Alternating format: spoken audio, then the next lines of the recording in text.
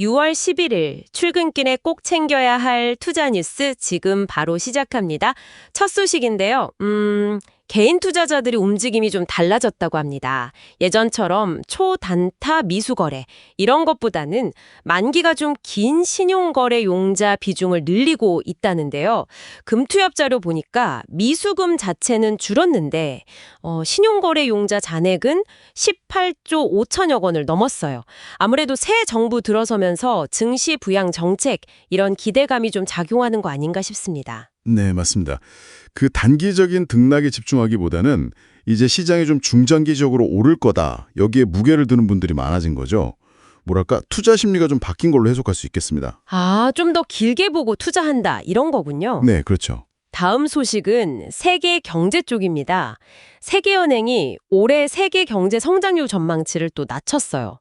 기존에 2.7%였는데 이걸 2.3%로 내렸습니다. 이게 보니까 2008년 금융위기 이후 가장 낮은 수준이라고 하더라고요. 상당히 낮췄네요. 네. 원인으로는 역시 무역 갈등이나 금융 변동성 확대 이런 걸 꼽았고요. 내년 전망치도 2.4%로 같이 좀 내렸습니다. 이게 사실 글로벌 경기가 우리가 생각했던 것보다 더 안 좋을 수 있다. 이런 신호로 봐야 합니다. 특히 주요 교역국들 성장률이 둔화되면 수출로 먹고 사는 우리 경제에는 아무래도 좀 부담이 될 수밖에 없죠. 그렇군요. 국내 상황도 좀 봐야겠네요. 경기 침체 우려가 커지면서요. 빚 갚기 힘든 가게나 기업들이 늘고 있다고 합니다. 그래서 5대 금융그룹의 무수익 여신. 그러니까 이게 이자조차 제대로 못 받는 대출이잖아요. 네, 부실채권이죠. 이게 1분기에만 1조 7천억 원 넘게 늘어서요. 총 14조 8천억 원에 달한다고 합니다. 상반기 안에는 17조 원 가까이 될 거라는 전망도 나오고요. 이거는 금융 시스템 전체로 봐도 좀 잠재적인 위험 신호고 또 실제 경제가 어렵다는 걸 보여주는 지표이기도 합니다. 은행들 입장에서는 이걸 관리하려면 대손 충당금을 더 쌓아야 하거든요. 그럼 이제 비용 부담이 커지는 거죠. 네, 건전성 관리가 중요해지겠네요. 금리 상황도 좀 짚어봐야 할 것 같습니다. 예금 금리는 계속 내려가서 3년 만에 최저 수준이고 1%대 상품까지 나왔다던데. 정말 낮네요. 네, 근데 대출 금리는 좀처럼 안 떨어지고 있어요. 특히 그 스트레스 DSR이라고 앞으로 금리 오를 것까지 감안해서 대출 한도 정하는 거 있잖아요. 네네, 그 규제 강화됐죠. 그 영향 때문인지 예금 금리와 대출 금리 차이, 예대 금리 차라고 하죠. 이게 1년 전보다 거의 2배 가까이 벌어졌다고 합니다. 그렇죠. 예금하는 분들 입장에서는 좀 아쉽고 또 대출 받으신 분들은 부담이 계속되는 그런 상황입니다. 은행들은 수익성은 좋아질 수 있겠지만 금융 소비자들 불만은 커질 수 있는 부분이죠. 다섯 번째 소식은 가상자산 쪽입니다. 그 레버리지 거래를 허용하고 또 원화 기반 스테이블 코인 발행 근거 이걸 마련하는 내용의 디지털 자산 기본법이 발의됐다고 합니다. 여당 주도로 발의됐고요. 빠르면 올 하반기 통과될 수도 있다네요. 드디어 법안이 나오는군요. 일단 가상자산 시장을 제도권 안으로 좀 틀어드리려는 첫 발을 뗐다는 점에서 의미가 크다고 봅니다. 다만 이제 레버리지 허용 부분은 수익 기회가 커지는 만큼 위험도 당연히 커지는 거라서요. 투자자 보호 장치를 어떻게 잘 만들지가 상당히 중요해질 것 같습니다. 네, 그 점은 꼭 챙겨봐야겠네요. 자, 여기까지 5가지 소식 살펴봤는데요. 잠시 숨 좀 고르겠습니다. 저희가 전해드리는 분석 혹시 도움이 되셨다면 구독과 좋아요 눌러주시면 저희에게 정말 큰 힘이 됩니다. 궁금하신 점 있으시면 언제든 댓글로 남겨주시고요.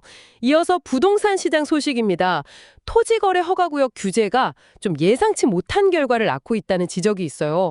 예를 들면 강남의 상대적으로 저렴한 나홀로 아파트는 규제 대상인데 바로 옆에 더 비싼 연립주택은 빠져 있다거나 이런 형평성 문제가 좀 제기되고요. 그런 문제가 있군요. 네. 그리고 실거주 요건 때문에 매물이 확 줄다 보니까 오히려 신고가 거래가 나오는 그런 현상도 있다고 합니다. 참 이게 의도는 좋았을지 몰라도 결과적으로는 시장을 좀 왜곡시키는 그런 사례가 될 수도 있겠네요. 정책의 실효성이나 부작용에 대해서 좀 더 면밀한 검토가 필요해 보입니다. 네, 보완이 필요해 보이네요. 다음은 좀 새로운 건설 방식 일학입니다. 공장에서 주택의 70% 이상을 미리 만들어서 현장에서 조립만 하는 모듈러 건축 방식인데요. 이게 공공주도로 좀 확산되는 분위기입니다. LH가 세종시에 450가구 짓고 경기도 의왕에는 국내에서 제일 높은 22층짜리 모듈러 주택도 짓는다고 해요. 오, 22층이요? 네, 이게 공사 기간도 짧아지고 비용도 줄고 또 친환경적이라는 장점이 부각되고 있습니다. 이건 정말 건설 산업의 패러다임을 바꿀 수도 있는 그런 변화 같아요. 생산성이나 효율성을 높일 수 있다는 점에서 상당히 주목받고 있고요. 관련 기술 가진 기업들은 앞으로 성장 가능성이 좀 커 보입니다. 전력 인프라 관련 기업들 주가가 요즘 좀 괜찮습니다. 서해안에 해저 케이블 깔아서 신재생 에너지 전력을 수도권으로 끌어오는 사업인데요. 이 사업 속도가 좀 빨라질 거다 이런 전망이 나오면서 LS 마린솔루션이나 대한전선 같은 기업들 주가가 최근에 많이 올랐죠.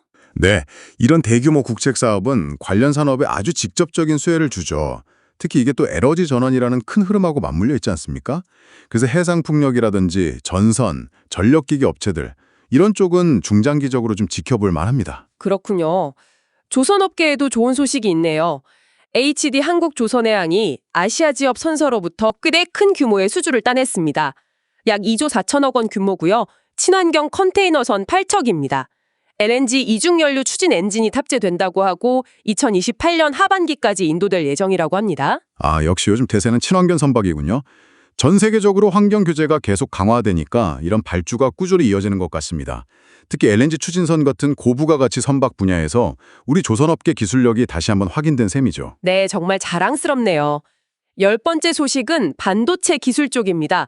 삼성전자가 차세대 D램, 그러니까 6세대 D램 생산에 업계 최초로 새로운 기술을 쓴다고 발표했어요. 건식 포토레지스트 PR 기술이라고 하는데요. 아, 건식 PR이요? 네, 이게 쉽게 말하면 반도체 회로 그릴 때 액체 대신 마른 재료를 써서 아주 미세한 회로 패턴이 무너지는 걸 막는 기술이라고 합니다. 수요를 높여서 생산성을 올리려는 시도고요. 내년부터 양산에 적용할 계획이래요.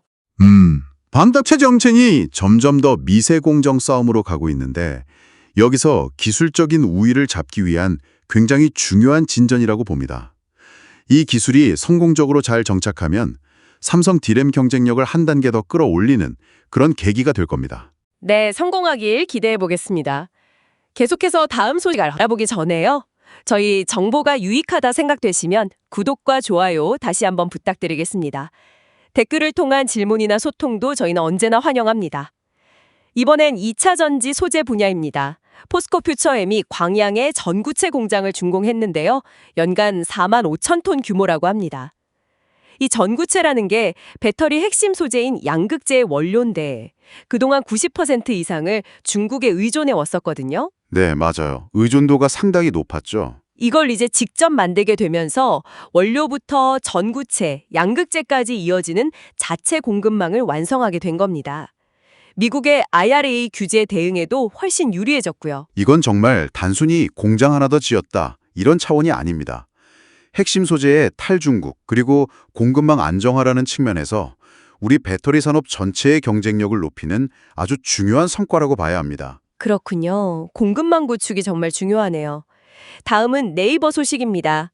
사우디아라비아의 주요 도시 3곳, 메카, 메디나, 데다를 현실과 똑같이 디지털 공간에 복제하는 디지털 트윈 플랫폼 구축 사업을 성공적으로 마쳤다고 합니다. 이게 서울 면적의 11배에 달하는 어마어마한 규모라고 하네요. 와, 11배로 정말 대단한데요? 네, 앞으로 다른 중동이나 아프리카 지역으로도 사업을 확장할 계획이라고 합니다. 야, 우리 IT 기업 기술력이 정말 대단합니다. 이런 해외 대규모 프로젝트를 성공적으로 수주했다는 건 정말 인상적인 사례고요. 과거에 건설 중심의 중동붐이 있었다면 이제는 이런 IT 기술 기반의 제2의 중동붐 같은 것도 좀 기대해 볼 수 있지 않을까? 그런 생각도 듭니다. 네, IT 강국의 위상이 느껴지네요. 미래 기술인 양자 컴퓨터 관련 소식도 있습니다. IBM이 로드맵을 발표했는데요. 2029년까지 양자 컴퓨터의 고질적인 문제였던 오류를 획기적으로 줄인 상용 모델을 내놓겠다고 합니다. IBM 퀀텀 스탈링이라고 이름 붙였는데 현재 모델보다 계산 능력이 2만 배 이상 좋아질 거라고 기대된대요. 2만 배요? 이제 양자 컴퓨터가 정말 연구실 수준을 넘어서 실제 산업에 쓰일 수 있는 단계로 굉장히 빠르게 다가서고 있다는 신호로 봐야 할 것 같습니다. 특히 오류 문제가 상용화의 가장 큰 걸림돌이었는데 IBM 계획대로만 된다면 정말 다양한 산업 분야에서 엄청난 혁신을 가져올 수 있을 겁니다. 네, 미래가 정말 기대됩니다. K바이오의 약진도 눈부십니다. 올해 상반기에만 국내 바이오 기업들의 기술 수출 실적이 벌써 10조 원을 돌파했어요. 작년 한 해 실적을 이미 넘어선 겁니다. 와, 상반기에 벌써 10조면 대단하네요. 네, ABR 바이오가 4조 원대 기술 이전 계약을 맺었고 아리바이오의 먹는 알츠하이머 치료제 판권 계약 같은 굵직한 성과들이 있었습니다. 이건 뭐 국내 바이오 기업들의 연구개발 역량이나 신약 파이프라인의 가치가 이제 글로벌 시장에서 제대로 인정을 받고 있다는 명확한 증거죠. 특히 ADC, 항체 약물 접합체 같은 차세대 기술 분야에서 성과가 두드러지고 있어서 앞으로가 더 기대됩니다. 공근당이 창사 이래 가장 큰 규모인 2조 2천억 원을 투자해서 경기도 시흥에 대규모 바이오 R&D 허브를 짓기로 했습니다. 2조 2천억 원이면 정말 엄청난 규모인데요. 네, 그렇죠. 이곳에서 바이오 의약품이나 유전자 치료제 같은 미래 먹거리 연구에 집중할 계획이라고 합니다. 이야, 국내 전통 제약사가 미래를 보고 정말 과감한 투자를 결정했네요. 자체적인 신약 개발 역량을 키우고 새로운 성장 동력을 확보하려는 강한 의지가 엿보이는 행보입니다. 이건 국내 바이오 산업 생태계 전체에도 아주 긍정적인 자극이 될 것 같습니다. 네, 오늘 저희가 준비한 소식은 여기까지입니다. 국내외 경제 상황부터 각 산업별 주요 이슈까지 정말 숨가쁘게 달려왔네요. 네, 오늘 살펴본 뉴스들을 쭉 종합해보면 몇 가지 중요한 흐름들이 보이는 것 같습니다. 우선 에너지 전환과 관련된 전력 인프라 투자, 그리고 2차 전지 소재의 국산화와 공급망 재편